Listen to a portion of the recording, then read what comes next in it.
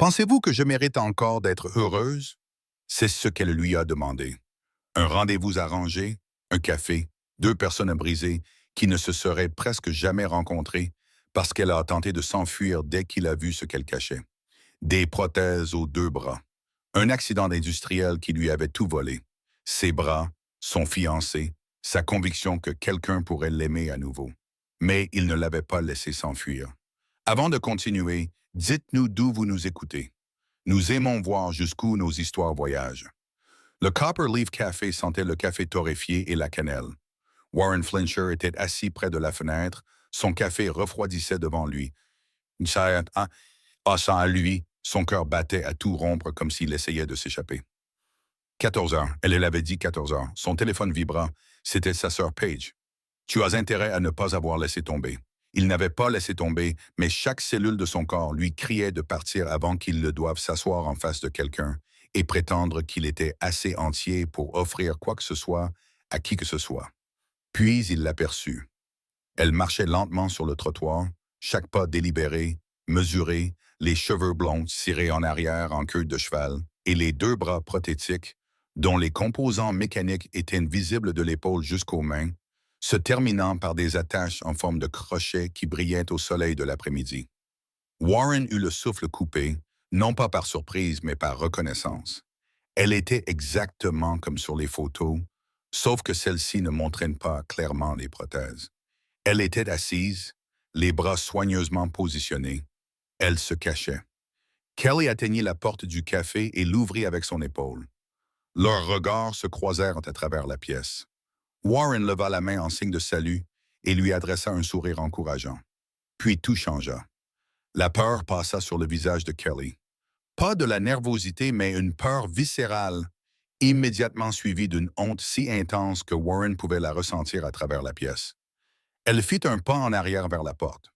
Warren se leva avant même d'avoir pu réfléchir et traversa le café en 4 longues enjambées. « Attends, dit-il doucement, la rejoignant juste au moment où son épaule touchait la porte. « Ne partez pas, s'il vous plaît. » Les yeux de Kelly se remplirent de larmes. « Je suis désolée, murmura-t-elle, la voix brisée. C'était une erreur. J'ai cru que peut-être son souffle s'était arrêté. J'ai cru que je pourrais peut-être le faire. Mais je ne peux pas. Regardez-moi. Comment quelqu'un comme vous pourrait-il me vouloir? Alors, aidez-moi à comprendre, l'interrompit Warren doucement. S'il te plaît, nous n'avons pas besoin de rester ici si tu ne te sens pas à l'aise. Mais ne pars pas sans nous donner une chance de discuter. Une larme coula sur la joue de Kelly. Elle tourna la tête, essayant de l'essuyer contre son épaule, mais elle n'y parvint pas. Le geste était maladroit, gênant, et elle poussa un petit cri de frustration. « Je ne peux même pas essuyer mes propres larmes. Je ne peux pas. » Warren sentit quelque chose se briser dans sa poitrine. Sans réfléchir, il tendit doucement la main et essuya la larme sur sa joue avec son pouce. « Je peux? » demanda-t-il doucement, bien qu'il l'ait déjà fait. Kelly retint son souffle. De nouvelles larmes coulaient sur ses deux joues. « Vous voyez, je ne peux pas faire les choses les plus simples. Je ne peux pas. « Hé! » dit Warren d'une voix à peine plus forte qu'un murmure. « Je peux te dire quelque chose? J'ai failli ne pas venir aujourd'hui non plus. J'ai passé la matinée convaincu que je n'avais rien à offrir à personne. Ma fille, elle a 7 ans, a dû me remonter le moral pendant le petit déjeuner parce que je déprimais. » Malgré ses larmes, les lèvres de Kelly tremblèrent légèrement. « Ta fille a l'air formidable. »« Elle est toute pour moi, » dit Warren. Il jeta un coup d'œil autour du café. Quelques personnes les observaient maintenant, curieuses et sans grande discrétion. « Écoute, il y a une plage à environ 10 minutes d'ici, Hidden Creek Beach. Elle est généralement calme à cette heure de la journée. On pourrait marcher, discuter, et si tu veux partir à tout moment, à n'importe quel moment, je ne te poserai aucune question. Qu'en dis-tu? » Kelly le fixa, cherchant quelque chose sur son visage. De la pitié, peut-être, le mensonge poli que les gens disent quand ils veulent s'échapper, mais ne savent pas comment.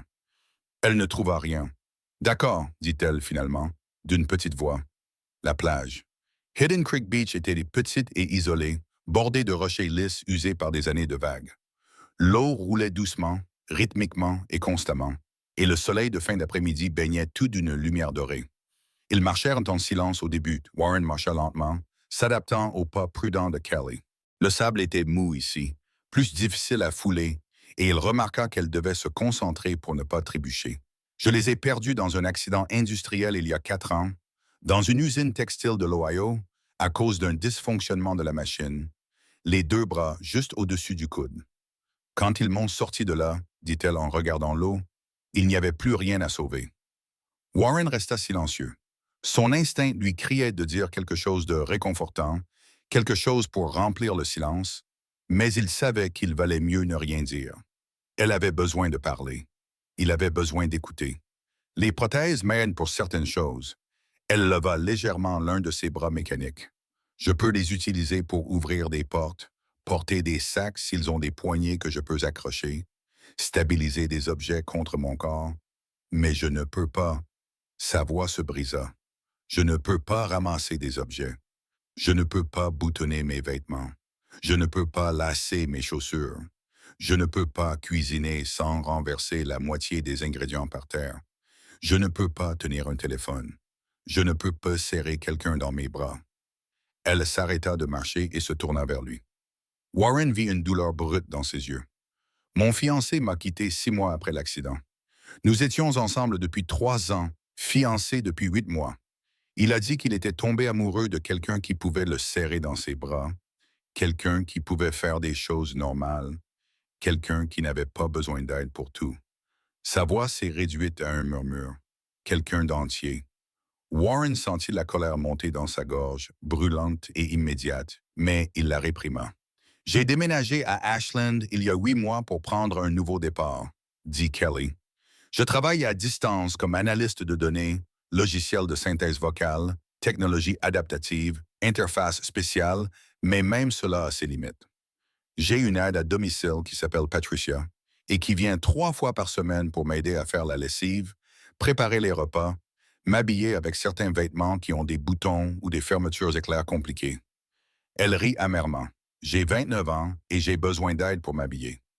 Elle leva les yeux vers Warren et son regard était si rempli de honte que cela faisait physiquement mal à voir.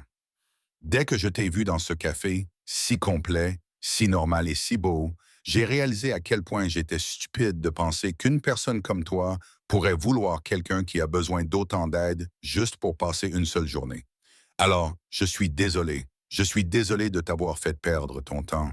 Je suis désolé d'avoir... Arrête, dit Warren, le mot sortant plus fermement qu'il ne l'aurait voulu. Il se plaça juste en face d'elle. Puis-je te dire ce que j'ai vu quand tu es entré dans ce café? Kelly ne répondit pas, mais elle ne détourna pas non plus le regard. J'ai vu une femme qui était assez courageuse pour se montrer, même si elle était terrifiée. J'ai vu quelqu'un qui avait été blessé, gravement blessé, mais qui était toujours prêt à essayer. Il fit une pause, sentant sa gorge se serrer. Ma femme est décédée il y a 2 ans d'un anévrisme cérébral. L'instant d'avant, elle préparait le petit déjeuner. L'instant d'après, elle était étendue sur le sol et j'appelais à l'aide. Mais il était trop tard. Les yeux de Kelly s'écarquillèrent. Elle s'appelait Colleen, poursuivit Warren. Les mots lui venaient plus facilement maintenant qu'il avait commencé. Nous étions mariés depuis 8 ans. Elle était drôle, gentille et tellement patiente avec moi.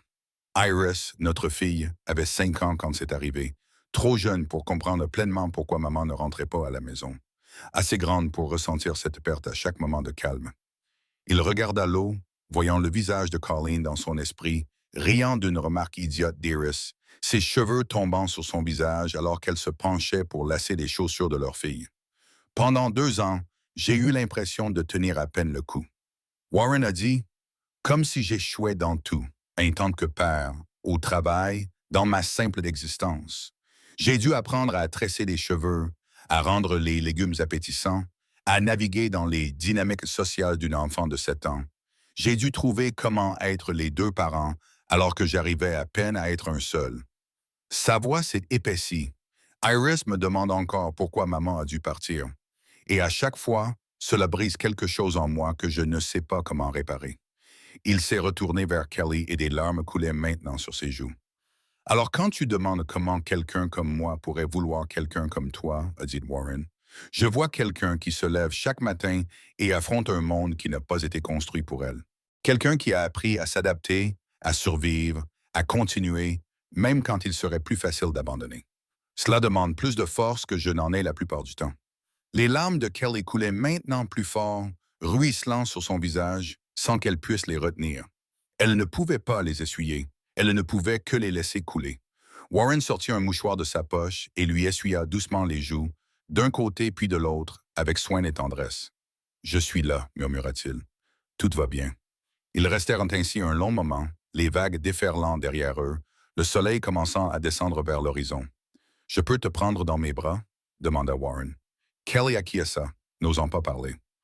Warren l'enlaça délicatement, en prenant soin de ses prothèses, et la serra contre lui. Les prothèses de Kelly ne pouvaient pas lui rendre son étreinte, mais elle se pencha vers lui, posa sa tête contre sa poitrine et sentit son cœur battre régulièrement sous sa joue. « Tu penses vraiment, demanda-t-elle, la voix étouffée par sa chemise, qu'une personne comme moi peut encore mériter le bonheur? » Warren s'écarta juste assez pour regarder son visage. « Je pense que nous le pensons tous les deux. Et peut-être que nous pourrons découvrir à quoi cela ressemble ensemble, un jour après l'autre.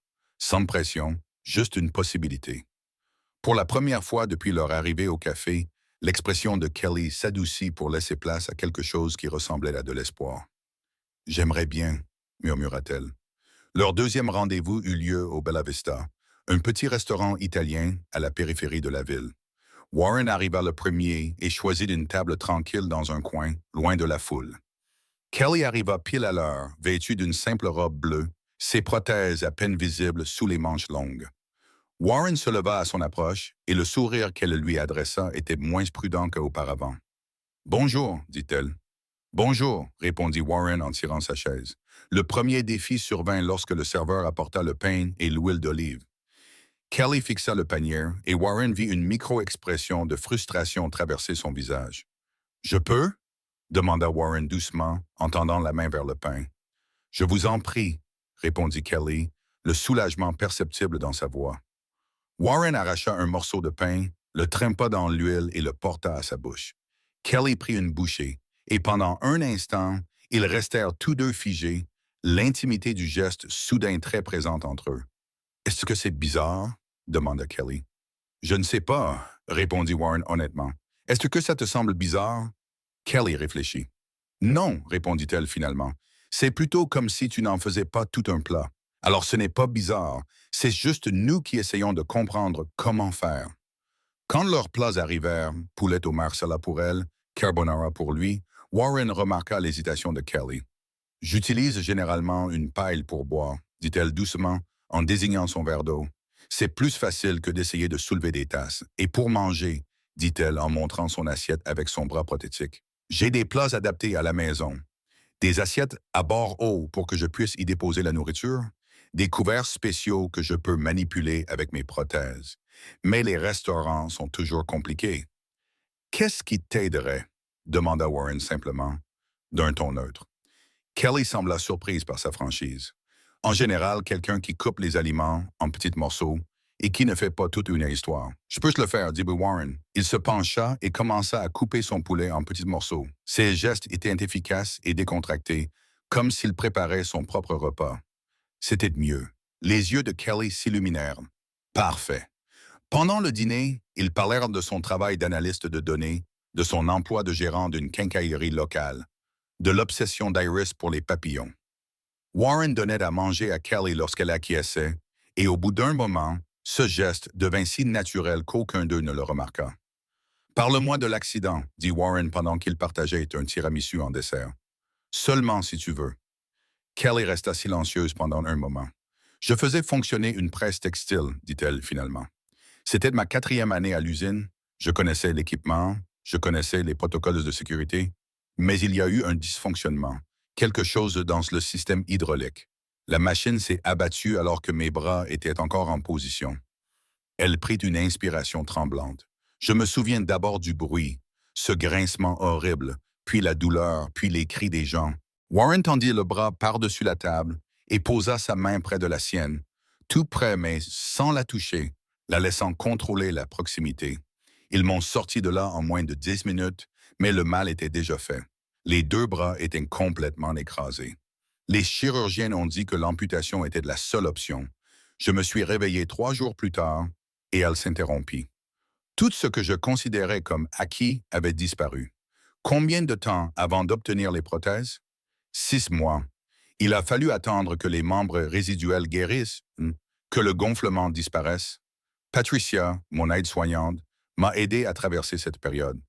Apprendre à faire des choses simples sans bras est une expérience humiliante. C'est le moins qu'on puisse dire. La voix de Kelly s'adoucit. Mon fiancé a essayé au début. Il a vraiment essayé. Mais je pouvais le voir dans ses yeux chaque fois qu'il devait m'aider à me doucher, me nourrir ou ajuster mes vêtements. Le dégoût, le ressentiment. Il n'avait pas signé pour ça. Il disait qu'il était tombé amoureux d'une femme indépendante, pas d'une personne qui avait besoin de soins constants. C'était un lâche, dit Warren doucement. Peut-être.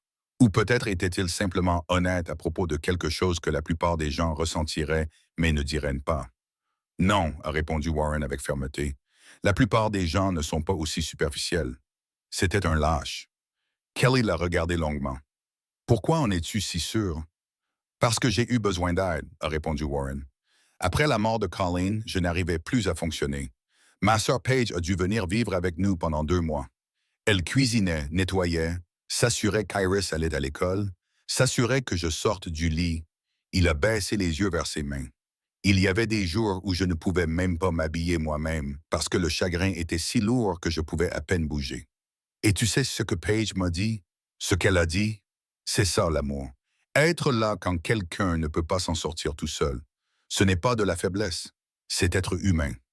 Les yeux de Kelly se remplirent à nouveau de larmes, mais cette fois, elle semblait différente, plus pure en quelque sorte. Je commence à croire que tu as peut-être raison, murmura-t-elle.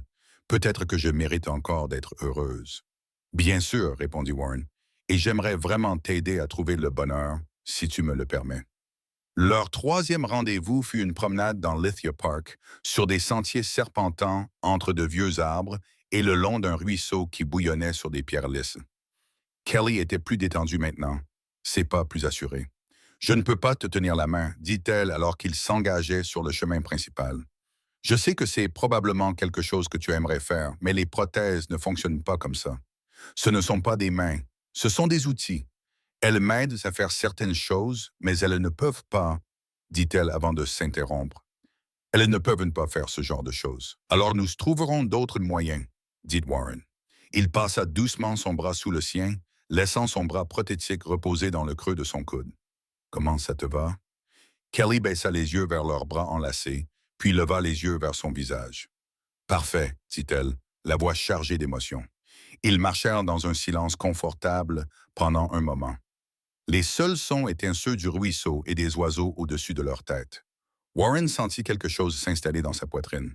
Quelque chose qu'il n'avait pas ressenti depuis la mort de Colleen. La paix, peut-être. Ou le début de la paix. « Je peux te poser une question? » dit Kelly. « Tout ce que tu veux. Qu'est-ce qui t'a poussé à accepter le rendez-vous arrangé? » Moi. Warren réfléchit attentivement à la question. Ma sœur a créé mon profil de rencontre sans me demander mon avis. Au début, j'étais furieux. Je n'étais pas prêt. Je ne pensais pas que je le serais un jour. Mais ensuite, tu m'as envoyé un message. Qu'est-ce que j'ai dit? Tu as cité une phrase tirée d'un livre. J'apprends encore qu'il est normal de prendre de la place dans le monde. Warren lui jeta un coup d'œil. Cela m'a touché. Après la mort de Colleen, j'avais l'impression de ne faire que prendre de la place, d'être un être vide qui faisait les choses machinalement, sans vraiment vivre. Et tu as exprimé exactement ce que je ressentais, mais que je ne parvenais pas à formuler. Kelly acquiesça, comme si tu devais t'excuser d'exister. Parfois, la plupart du temps, je regarde les gens mener une vie normale, tenir une tasse de café, taper sur un clavier, ouvrir une porte sans y penser, et j'ai l'impression d'être un fardeau, comme si je demandais au monde de s'adapter à quelque chose de cassé. Warren s'arrêta de marcher. Il se tourna vers elle, l'air sérieux. « Tu n'es pas cassé. Tu es différente. Ce n'est pas la même chose, n'est-ce pas? Non. Être brisé implique que tu dois être réparé pour avoir de la valeur. Être différent signifie simplement que le monde doit te faire une place. Et le monde devrait te faire une place, Kelly. Tu mérites de prendre de la place. » Les yeux de Kelly brillèrent. « Je suis en train de tomber amoureuse de toi, dit-elle, les mots sortant précipitamment. Et cela me terrifie. Car que se passera-t-il si tu te réveilles un jour et que tu réalises à quel point je suis difficile à vivre? Et si Warren l'embrassait? Ce fut un baiser doux et bref, juste une pression des lèvres, mais il exprimait tout ce qu'il ne savait pas encore formuler avec des mots. Lorsqu'il s'écarta, Kelly le regardait avec de grands yeux. Je tombe amoureuse de toi aussi. Et oui, c'est terrifiant. Mais tu sais ce qui est encore plus terrifiant? Ne pas saisir cette chance, ne pas voir où cela pourrait nous mener. Kelly se pencha en avant, posant son front contre sa poitrine. D'accord, voyons où cela nous mènera. Après 3 mois de relation, Warren savait qu'il était temps que Kelly rencontre Iris.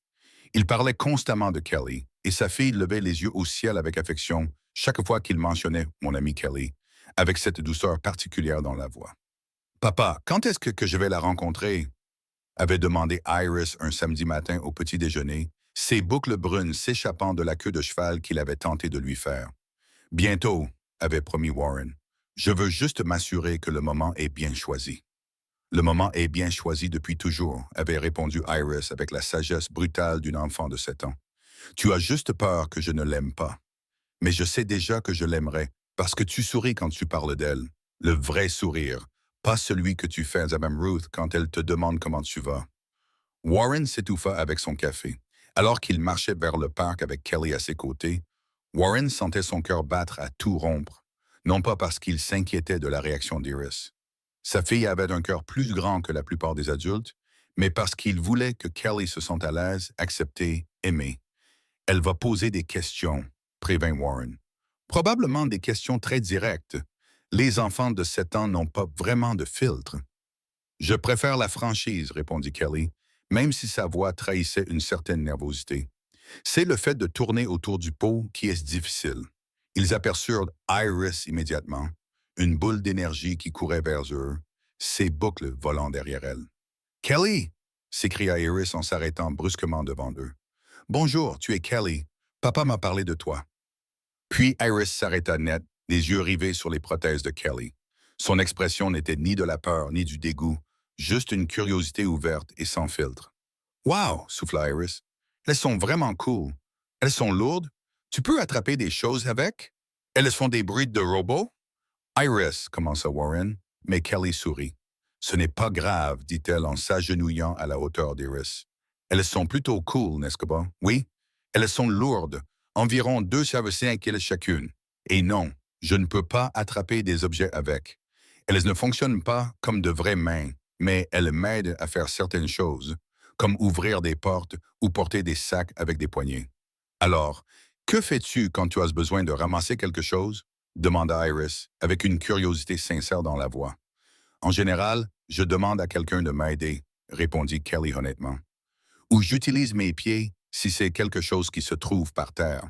Je suis devenu assez doué pour utiliser mes orteils. Iris écarquilla les yeux. C'est trop cool. J'aimerais pouvoir utiliser mes pieds pour faire des choses. Papa dit que je dois utiliser mes mains pour manger, mais ce serait beaucoup plus amusant avec les pieds. Nous tenons la nourriture loin des pieds, merci, dit Warren en essayant de ne pas en rire. Iris pencha la tête, observant Kelly d'un air pensif. Si tu as besoin d'aide, je suis très doué pour ça. J'aide papa tout le temps. Je peux atteindre les choses en haut et en bas, et je fais très attention. Bon, parfois je fais tomber des choses, mais papa dit que ce n'est pas grave parce que je suis encore en train d'apprendre. Les yeux de Kelly se remplirent de larmes. Merci Iris, c'est très gentil de ta part. Allez, dit Iris, son sérieux disparaissant aussi vite qu'il était apparu. Je veux te montrer mon arbre préféré. C'est le meilleur arbre pour grimper de tout le parc. Elle commença à tendre la main vers la prothèse de Kelly, puis s'arrêta, l'air incertain pour la première fois. Tu peux marcher à côté de moi, dit gentiment Kelly. On pourra discuter en marchant. D'accord, répondit Iris en sautillant à leur côté, bavardant à propos des papillons et de son amie Emma, et expliquant comment Mme Ruth les avait laissés regarder un documentaire sur la migration des monarques. À la glacerie, Warren aida Kelly à manger son cornet, le tenant pour elle entre deux bouchées. Iris observait avec intérêt, le chocolat de son propre cornet coulant sur ses doigts. « Tu as besoin de quelqu'un pour t'aider à manger tout le temps? »« Ma, demanda Iris. Pas tout le temps. À la maison, j'ai des bols et des assiettes spéciaux qui me permettent de manger plus facilement toute seule. Ils ont des bords hauts pour que je puisse y déposer la nourriture. Mais les cornettes de glace sont difficiles à manger. Ils sont difficiles à tenir et fondent rapidement. Je peux t'aider, proposa Iris avec enthousiasme. Je suis très doué pour tenir des objets. Je fais aussi tomber des choses, tout le temps. En fait, même avec mes prothèses, Iris semblait ravie de cette révélation. Vraiment? Papa se fâche quand je fais tomber des choses parfois. Il me dit, tu dois faire plus attention. Je pense que ton papa s'inquiète juste pour toi, dit Kelly en jetant un regard à Warren avec un doux sourire. C'est ce que font les gens quand ils t'aiment. Plus tard, alors qu'elle retournait à la voiture de Warren, Iris glissa sa petite main dans la prothèse de Kelly, la laissant reposer contre le métal froid. Je t'aime bien, annonça Iris. Tu es gentil, tu ne me parles pas comme si j'étais un bébé, et tu sens la vanille. Tu peux venir dîner chez nous un de ces jours? Kelly regarda Warren, ses yeux demandant la permission. Je pense que c'est une excellente idée, répondit Warren. Alors qu'il raccompagnait Kelly chez elle ce soir-là, après qu'Iris soit retournée chez Madame Ruth, elle resta silencieuse, le regard fixé sur la fenêtre. Ça va? Demanda Warren. Ta fille est formidable, répondit Kelly. Elle ne m'a pas traité comme si j'étais brisée ou effrayante. Elle était juste curieuse, tolérante et tellement gentille. Elle tient ça de sa mère, dit Warren doucement. Colleen avait cette façon de faire en sorte que tout le monde se sente vu, accepté. Iris avait hérité de cela. Kelly vint dîner le vendredi suivant. Warren avait passé toute la journée à cuisiner. Enfin, à essayer de cuisiner avec Iris comme assistante chef. Papa, tu brûles l'ail, fit remarquer Iris. Je vois ça, merci, dit Warren en regardant frénétiquement. Lorsque Kelly arriva, Iris ouvrit la porte fièrement. On a fait des spaghettis. Enfin, papa les a faits et je l'ai aidé en ne touchant pas à la cuisinière. Kelly rit, un rire sincère qui fit battre le cœur de Warren. Le dîner fut chaotique, dans le bon sens du terme. Iris raconta en détail sa journée, accompagnant ses propos de gestes exubérants qui faillirent en renverser son verre de lait à 2 reprises. Warren aida Kelly à manger, et Iris l'aida aussi, coupant soigneusement le pain à l'ail de Kelly en petits morceaux sans qu'on le lui demande. Après le dîner, ils s'installèrent dans le salon. Iris sortit sa collection de livres sur les papillons et les étala sur la table basse. C'est mon préféré. Iris désigna une photo d'un monarque. Il vole jusqu'au Mexique chaque année, sur des milliers de kilomètres. Madame Roth dit que la façon dont ils savent où aller est l'un des plus grands mystères de la nature. Ils s'orientent grâce au soleil et en détectant le champ magnétique terrestre. C'est comme s'ils avaient une boussole intégrée. Iris écarquilla les yeux. Vraiment, c'est génial. Comment tu sais ça? Je lis beaucoup, admit Kelly. C'est l'une des choses que je peux encore faire facilement. Ma liseuse électronique dispose de commandes vocales et d'un stylet que je peux utiliser avec ma bouche pour tourner les pages. Je peux voir? Kelly sortit son téléphone et lui montra comment elle naviguait à l'aide des commandes vocales et du stylet adaptatif. Iris était fascinée et posait question après question. Warren les observait toutes les deux, sa fille si naturellement réceptive, si sincèrement intéressée, et Kelly de plus en plus détendue, baissant sa garde. Plus tard, après qu'Iris se fut couchée, Warren et Kelly s'assirent sur le canapé, proches mais sans se toucher. Elle est merveilleuse, dit Kelly doucement. Tu as fait un travail incroyable avec elle. La plupart du temps, j'ai l'impression d'échouer, admet Warren. Comme si je n'étais pas assez bien pour elle. Tu l'es, dit Kelly fermement. Elle est heureuse, curieuse, gentille, confiante. Ses qualités viennent du fait qu'elle se sent aimée et en sécurité. Tu lui as donné cela. Warren se tourna vers Kelly et les mots sortirent avant qu'il ne puisse les retenir. Je suis amoureux de toi. Kelly eut le souffle coupé. Warren, tu n'as pas besoin de me répondre, dit rapidement Warren. J'avais juste besoin que tu le saches. Je t'aime. J'aime ta façon d'être honnête au sujet de tes limites, mais de ne pas les laisser te définir. J'aime ta patience face aux questions d'Iris. J'aime que tu me laisses t'aider sans que cela te pèse. J'aime. Kelly se pencha vers lui et l'embrassa, coupant court à ses paroles. Lorsqu'elle se recula, elle pleurait. « Je t'aime aussi, murmura-t-elle. Et cela me terrifie. Et si c'était trop? Et si tu te rendais compte que sortir avec moi est une chose, mais que construire une vie avec moi en est une autre? Arrête, dit Warren doucement. Il prit son visage entre ses mains et essuya ses larmes avec ses pouces. Nous trouverons une solution ensemble, un jour à la fois. Ensemble, répéta Kelly en se penchant vers lui. Au fil des mois, Warren apprit les détails complexes de la vie de Kelly, les choses qu'elle pouvait faire, clés pour lesquelles elle avait besoin d'aide, et l'équilibre délicat entre assistance et indépendance. Il a appris que les matins étaient les plus difficiles. Kelly avait une routine avec Patricia. Son aide, qui venait les lundis, mercredis et vendredis à 7 heures du matin, pour l'aider à prendre sa douche et à s'habiller avec des vêtements aux boutons ou fermetures éclairs compliquées. Les jours où Patricia ne vient pas, je porte des vêtements plus faciles, a expliqué Kelly un soir en montrant son placard à Warren. Des pantalons à taille élastique, des chemises à enfilés, des chaussures sans lacettes. J'ai adapté ma garde-robe à ce que je peux gérer. Warren a également découvert son appartement. Tout était soigneusement organisé, chaque chose à sa place. Les placards bas contenant la nourriture étaient accessibles en accrochant ses prothèses aux poignets. Les lumières et les régulateurs de température étaient activés par la voix, et un support spécial pour son téléphone lui permettait de voir l'écran tout en utilisant le stylet buccal. J'ai appris à faire beaucoup de choses, lui a dit Kelly lors d'une de ses visites. Ouvrir mon réfrigérateur en accrochant mon bras à la poignée, utiliser les commandes vocales de mon ordinateur, tourner les poignées de porte en utilisant mes prothèses comme des pinces. Mais il y a des choses qui sont tout simplement impossibles sans aide. Comme quoi? A demandé Warren. Kelly a hésité. Me couper les ongles, me coiffer autrement qu'avec une simple queue de cheval, ouvrir des bocaux, porter tout ce qui n'a pas de poignée, ramasser les objets que je fais tomber, boutonner mon pantalon, fermer mes fermetures éclairs, mettre mon soutien-gorge. Sa voix s'est adoucie, essuyant mes propres larmes. Warren l'a serré contre lui. Alors je serai là pour t'aider autant que tu me le permettras. Tu ne te sens jamais accablé?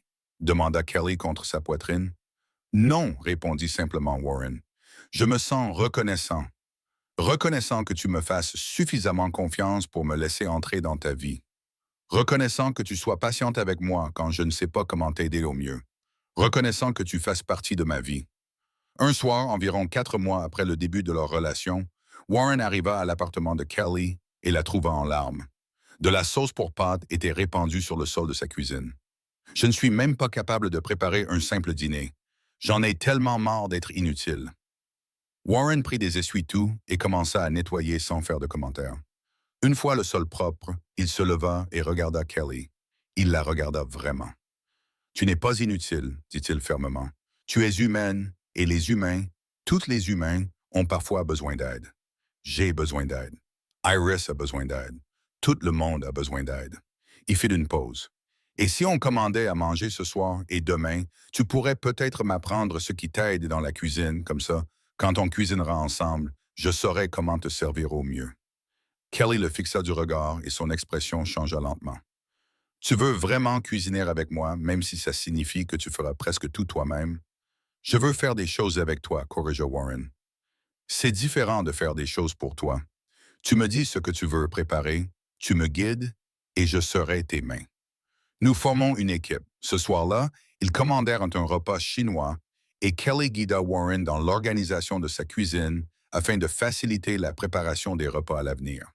Des étagères boys pour des articles fréquemment utilisés, une planche à découper spéciale avec des bords surélevés et des ventouses sur le dessous pour la maintenir stable. Des tasses à mesurer avec de grandes poignées que Kelly pouvait accrocher avec ses prothèses.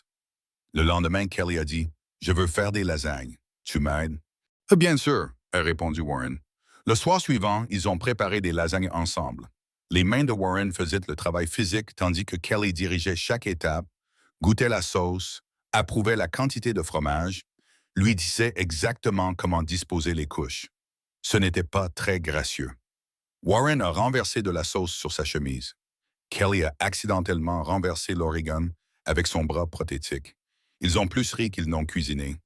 Mais lorsqu'ils ont sorti les lasagnes du four dorées et bouillonnantes, Kelly les a regardées les larmes aux yeux.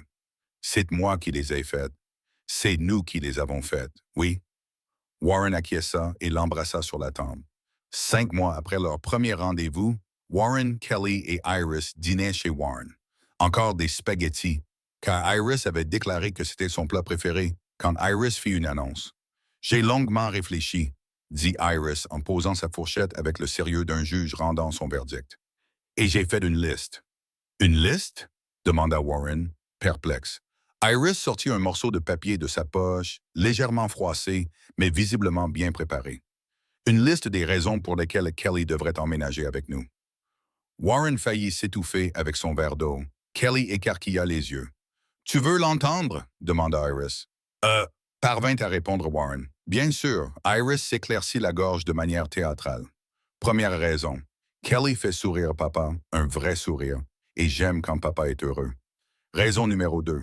Kelly raconte de très belles histoires et ça ne la dérange pas quand je lui pose beaucoup de questions. Raison numéro 3. Quand Kelly est à l'os, papa est plus calme et s'inquiète moins pour tout. Raison numéro 4. J'aime aider Kelly et Madame Ruth dit qu'il est important d'aider les personnes que nous aimons. Raison numéro 5. J'aime Kelly et je veux qu'elle fasse partie de notre famille, tous les trois ensemble. Les deux adultes pleuraient quand Iris eut fini. Iris, dit Kelly, la voix chargée d'émotion. C'est la plus belle chose qu'on m'ait jamais dite. Ça veut dire que tu vas y réfléchir? Demanda Iris avec espoir, en regardant tour à tour ses parents. Warren prit une profonde inspiration. Son cœur battait à tout rompre, mais tout lui semblait soudain clair. Il se tourna vers Kelly. Elle a raison, dit-il à propos de tout cela. Je t'aime, Kelly, et je sais qu'être ensemble à plein temps signifie s'adapter. Cela signifie trouver des routines avec Patricia. Cela signifie que je t'aiderai pour les douches du matin, les routines du soir et tout le reste. Cela signifie rendre notre maison accessible pour toi. Mais ce que nous avons est réel. Si tu es prête, emménage avec nous. Fais partie de cette famille. Laisse-nous faire partie de la tienne. Kelly regarda tour à tour Warren avec son expression sincère et Iris avec ses yeux pleins d'espoir et pensa à la femme qui avait essayé de s'enfuir du café quelques mois auparavant. Cette femme était tellement convaincue qu'elle ne méritait pas d'être aimée, tellement sûre que ses limites la rendaient indigne d'amour, tellement certaine que demander de l'aide revenait à être un fardeau.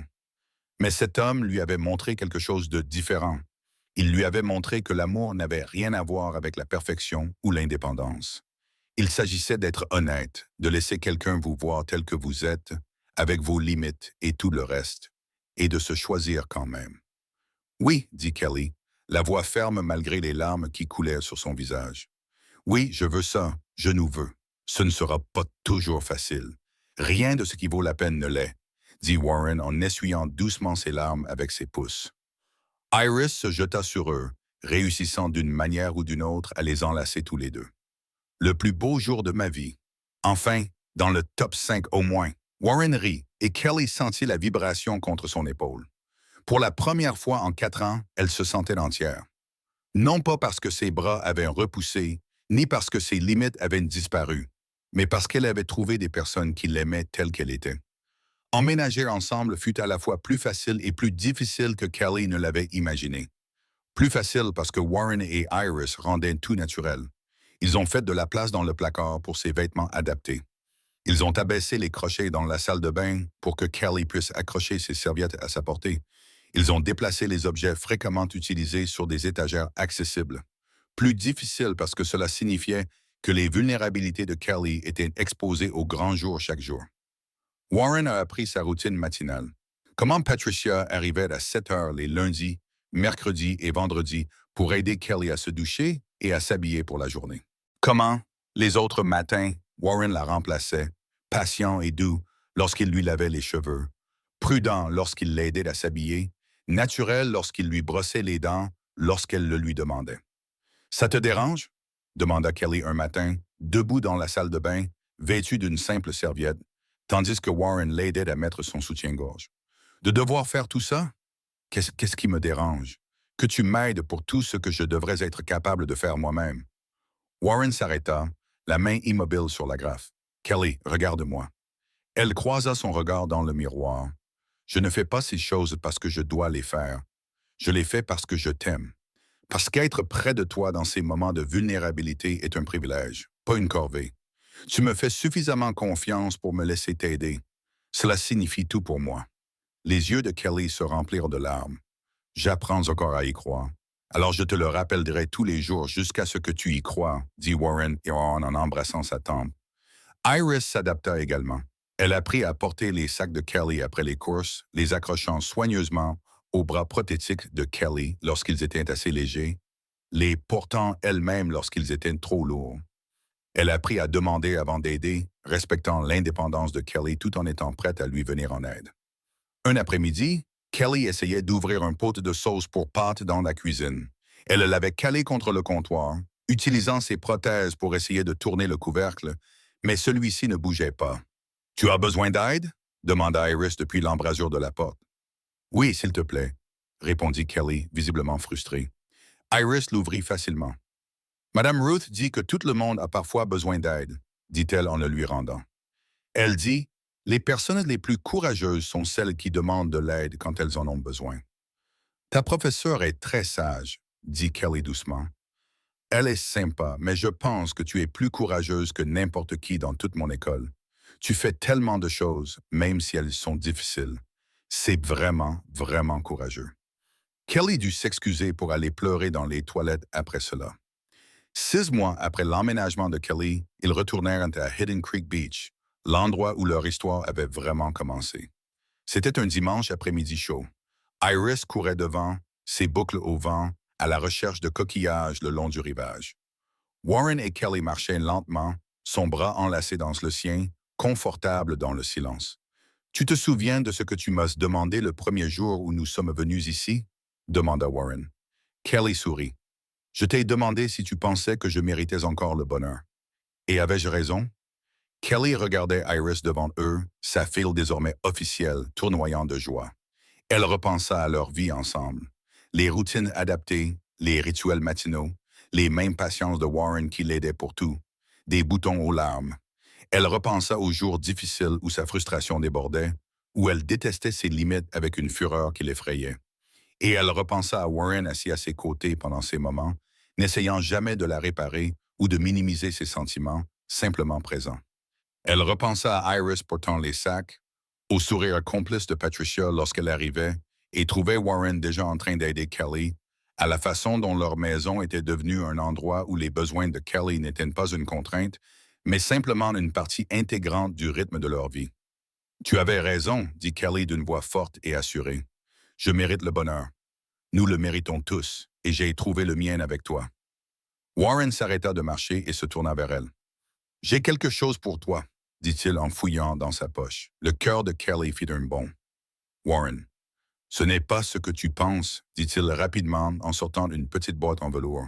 « Enfin si, mais en même temps non. » Il l'ouvrit pour révéler un simple collier en argent avec un petit pendentif, un papillon aux ailes complexes et délicates. « Je ne te demande pas encore en mariage. Pas encore. Parce que quand je le ferai, je veux que ce soit parfait.